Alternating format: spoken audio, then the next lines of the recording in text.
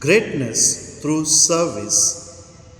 My dear brothers and sisters in Christ, today as we celebrate the feast of Saint James the Great, the Word of God reminds us that true greatness is found in humble service.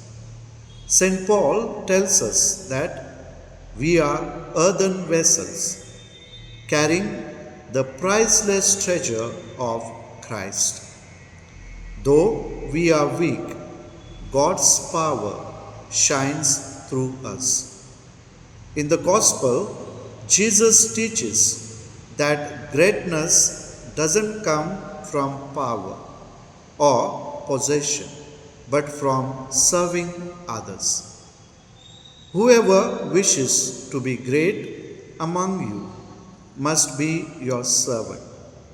Jesus himself came not to be served, but to serve and to give his life for many. St. James followed this path with courage, giving his life as a faithful witness to Christ. His example invites us to serve with love, humility, and generosity.